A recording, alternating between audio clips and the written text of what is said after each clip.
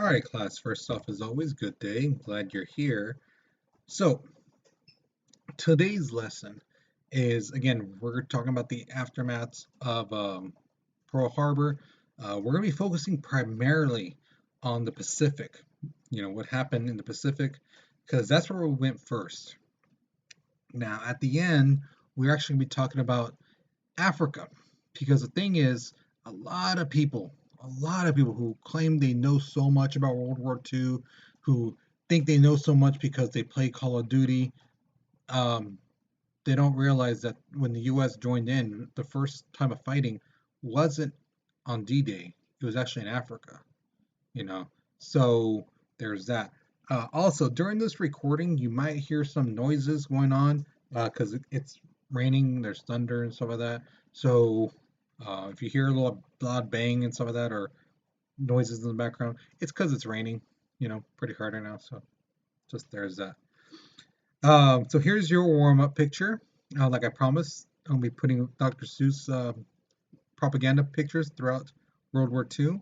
Um, Now, this America First, you probably won't know what that is, but you can tell based off the picture what's going to happen, what's going on with it.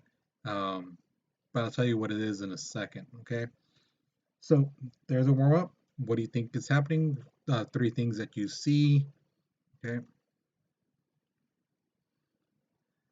All right. So America First was a group led by the American hero, the world renowned Charles Lindbergh.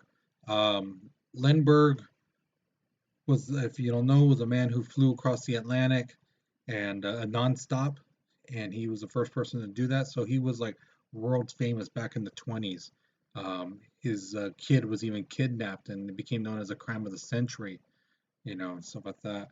But the thing is, Lindbergh was actually astonished by the Nazis, not for their treatment of the Jewish people, but because their aircrafts were so superior you know, and he was like, "Wow, they're amazing, this and that." Especially the fighter planes and the bombers. Now the thing is, too, Lindbergh felt that not only should the United States not join the war, but that the Germans, French, British should not be fighting, mainly because he felt that it's going to exterminate the white race. Okay, yes, he was one of those people who thought like that. Okay. So basically, he was telling the United States, stay out of this war. We should not be involved, things like that. And other people followed him, because for whatever reason, one, they felt the same way he did, or two, they truly felt that the United States should not be involved in something going on in Europe. People had different reasons for believing in this. Okay, so it wasn't just what he believed, it's what they felt too. But the thing is, once Pearl Harbor happened, the attack, this group basically went away.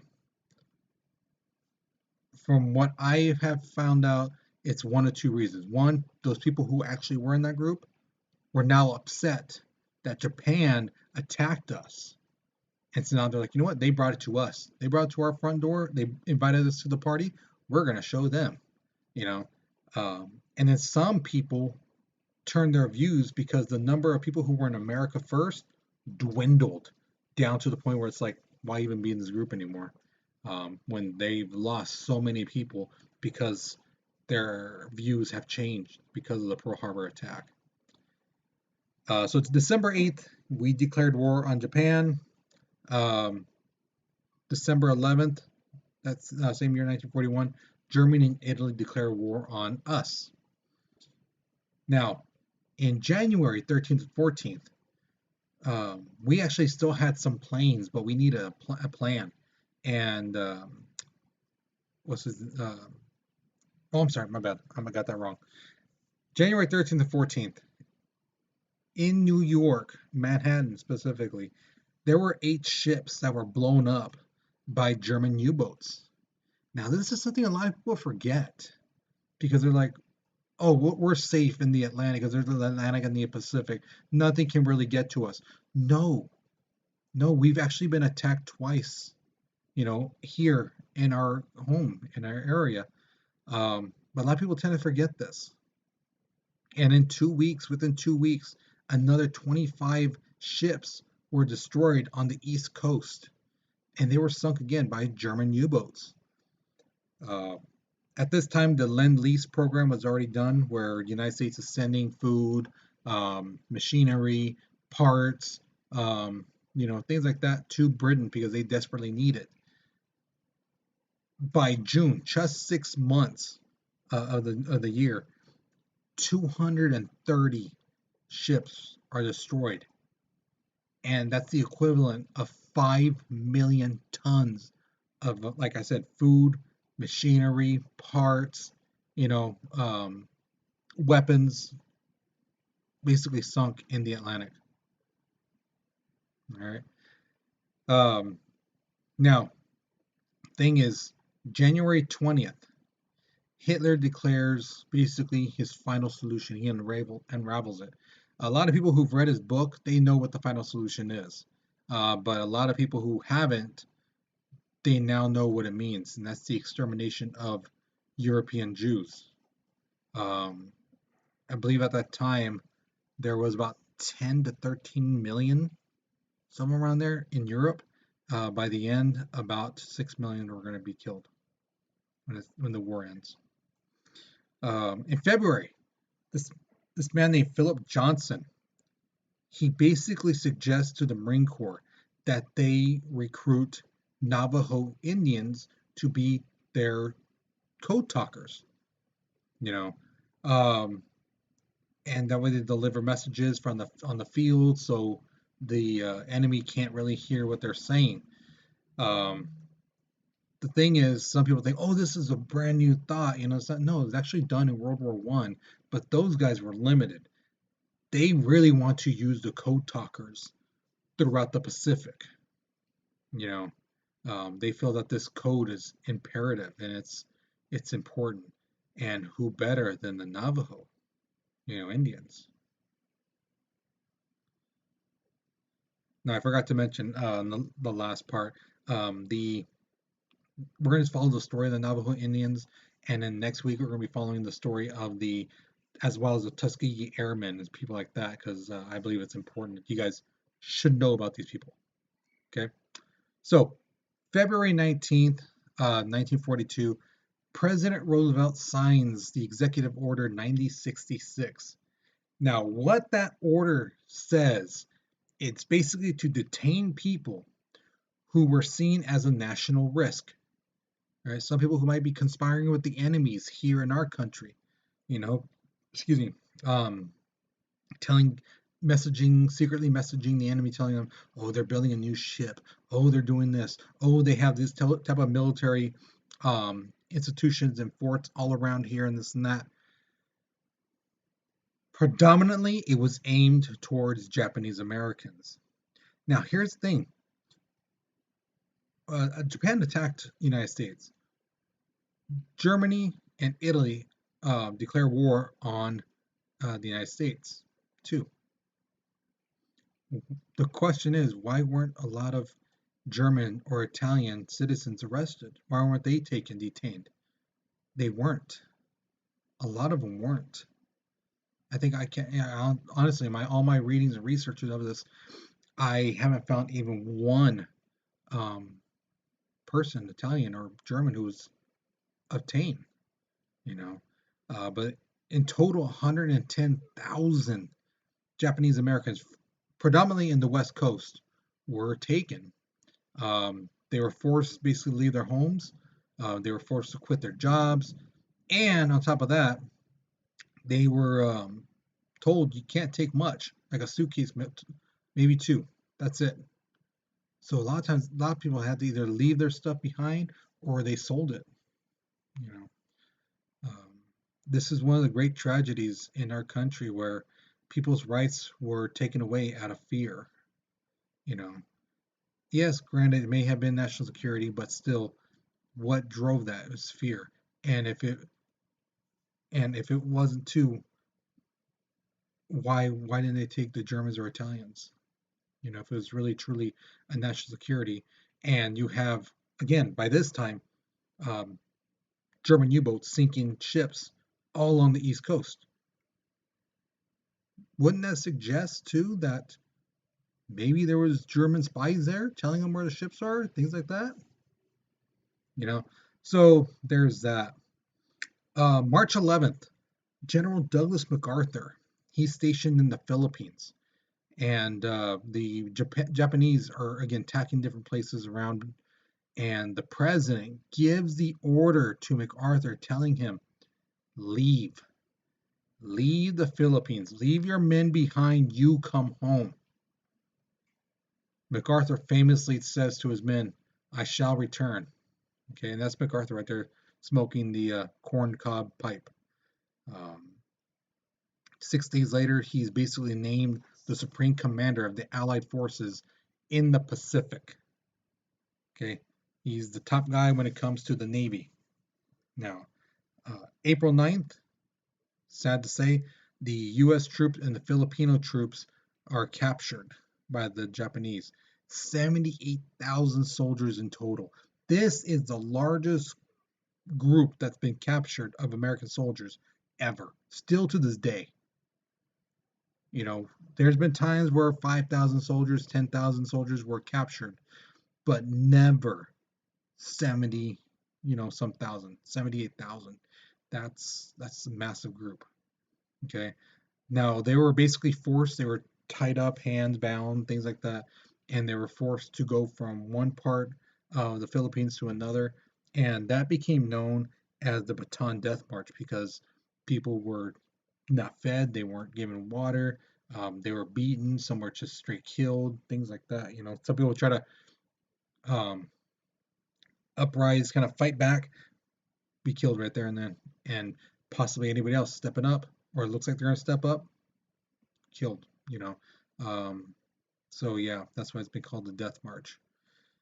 April 18th, United, United States completes their secret attack on Japan mainland. This is something that's been planning really since right after Pearl Harbor. You got a lot of American pilots who are just itching to get back at Japan. Some of them, these guys were at Pearl Harbor, and the commanding leaders know it's one thing to want revenge; it's another thing to get your revenge. Wanting your revenge, you're just jumping in, you're not thinking straight, you're just pure anger and just rage. Whereas getting revenge takes time, takes planning, making sure all your um, I's and J's are dotted, making sure everything's good, everyone knows what they're supposed to do. And April 18th is when they do it. Uh, the plan was led by Lieutenant Colonel James Doolittle.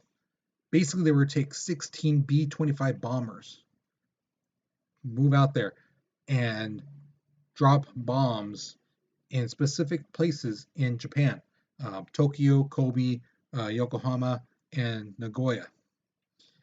Problem is, some of these ships, either because of fuel loss, mechanical problems, things like that, they um, had to crash into China. And China was already being occupied by Japan. So some of these guys were like, oh my God, they're going to capture us, this and that. But the thing was, some of our groups or some of our troops were actually rescued by underground Chinese soldiers, you know, the resistance in a sense against the Japanese. And it's that old saying, the enemy of my enemy is my friend, and that's what the Chinese underground people said. They're like, wait, you're fighting Japanese people? Yeah, we just bombed Tokyo, we bombed Kobe, we bombed Yokohama. And they're like, dude, we hate them too. Good job. All right, hey, let's get you out of here. So you can get around and bomb some more. You know, so they helped out our soldiers. Okay. So this two questions are require some thinking on your part, some critical thinking. First one is, what are some benefits to having a Navajo Indians as code talkers? All right. I want you to give me two examples. Okay. Two. One should be pretty obvious. Another one should require you to think a little bit, right? So put some thought into it. What would be some benefits to that? Okay. Um, the second question is, Why do you think the president ordered MacArthur to come home but leave his soldiers behind? What is the thinking of that? What do you think? Why do you think he told him that? You know? So think about it, write it down. Okay. And we're going to be moving on to the rest of the notes in 3, 2, 1. Oops. All right. So the Code Talkers started their training in San Diego. There would be eventually 420 of them, and they would be deployed again in the Pacific. Now, the first real big battle that happened was the Battle of Coral Sea. It's the first time that a air naval battle happened. A lot of times the air fights, the dog fights we've talked about in World War One, they happened from the land. They were overland, this and that. This is the first time that's really done overseas, where the dog fighting is done overseas. Um, the U.S. Sends an invading force that lands in Fort Moresby. Now, this is where MacArthur basically feels that we need a defensive point. So if we attack other places, over here, if something goes wrong, we can always pull back to this point. And if they keep coming at us, we can attack them. This is a good defensive position. Okay. So that's what he felt first was the most important. Have a spot to go to and then attack. And again, this is where some people differ. Some people think you should just a straight attack. Some people think you should do like what MacArthur says. You should have a defensive point first, set that up, so just in case things go wrong, you can at least come back here and you'll be protected. You know. Now the Battle of Midway. Now this battle, even though it was early on, played a crucial role in the war. Okay, because remember, this battle up to this point, a lot of the United States ships were destroyed in Pearl Harbor. The ones that weren't completely destroyed, they were still being rebuilt. Some of them that were being built, they either barely finished being made and they're coming out the line, or they're close to being finished, or they're like halfway. Okay, so the United States doesn't have that much ships in their arsenal. So what happens is, this is the first battle in 350 years that Japan loses on the sea. Their navy is like amazing, but we beat them. Now, how we beat them that's the key. But let me give you a little insight. The plan from Japan was this: if they defeated us at Midway, because we had so limited planes and ships and stuff like that, that they were then going to go to Hawaii, take the people hostage, and basically tell the United States, give us our oil and let's talk peace. Take yourself out of this war. That was their plan. Okay. At the United States, it's not like how it is now, where we have military bases all along the West Coast and stuff like that. Back then, we didn't have that much, and the ones we did have were barely starting off. So that's the thing. If they wanted to, they could have easily invaded U.S. But the Battle of Midway, that's why it's so important. We basically had all our ships there, as much as we had that could be spared there. And it was because of these cryptograph decipherers in our intelligence community that we knew exactly where they were going to be. So we sent our navy there to wait for them. Okay. So Japan had a plan, but our guys knew they're going to be here at this point, at this time. Let's get there. And I believe they're only off, our cryptograph people, when the Japan said they're going to be at a certain time. I think they were only off by like 5 minutes. It wasn't even that long. That's how amazing our guys were. So yeah, we won the Battle of Midway, and this right there, that picture, that is Midway Island. So you can see that little white ring all the way around. That's ground. That's that big airstrip right there on the bottom. That's where the planes are, ships are. So basically, that's by the name of it, Midway. It is more or less in the middle of the Pacific between like China and the United States. So a plane could go from like Hawaii and land at Midway, without needing to refuel, you know. But if they try to go from Hawaii to China, they would crash in the water because they would need fuel. So Midway was crucial. Okay. Um, so Japan lost 3,500 men, four carriers. These are the planes that are the ships that had planes on them. One cruiser, the big boats that had machine guns and things like that, and they lost 332 aircrafts. Okay, United States, we lost 307 men, one carrier, and 150 airplanes. All right, so here's another thing too. A Japanese submarine actually attacked the military depot at Fort Stevens in Oregon. Um, so some people think, oh, Pearl Harbor, that's the only time Japan attacked the United States. No, they actually hit us in the mainland. Just like the Germans and U-boat sank ships on the west coast, they attacked us on the west coast. Sorry, yeah, Germany east coast, Japan west coast. Sorry. Um, August 7th, the Battle of Guadalcanal begins. This, guys, I would highly suggest you watch these World War II documentaries, on Netflix, on Amazon Prime, whatever, um, YouTube, because the thing is, the Battle of Guadalcanal, there's no way to describe it except it was hell on earth. Um, it's this U.S. land force attack, and it basically took 6 months to basically control the island. And the fighting that went on for our soldiers was just brutal. It was truly brutal. And we eventually won. And this is like the last time that Japan actually was able to expand. You know, from here on out, they're losing. They may stay their ground, but they're never going to be gaining again. Okay. Um, Now, the thing is, going to the other side of the world, Germany, much like Japan, they need oil, for their machines, their ships, their U-boats, their, planes, things like that.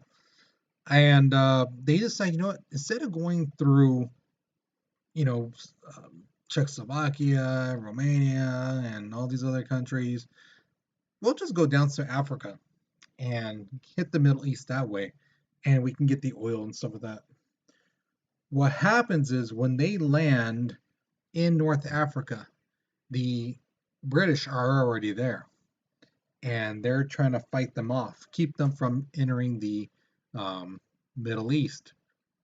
And this is where Britain basically tells the United States, we need you guys to help us out because the Nazis, Italians, they have this plan called Operation Torch, in which they're going to go through and take over the Middle East to get the oil reserves from there. So if you look on the map, Patton and our guys, they come in from the northwestern part of Africa, and the British, as you can see from the UK area, the red, they go from the top area elsewhere and also near Egypt to prevent them from advancing. Okay. Um, at this point, we hit the 1 year mark in the United States involvement in the war. And in total, we've lost about 35,000 people. Predominantly, these guys are fighting in the Pacific. This is on the fighting in, like I were talking about in the beginning, the island hoppings and things like that. This is from that. Not really much from Africa. There are some, but not too much. But it's mainly from the Pacific fighting.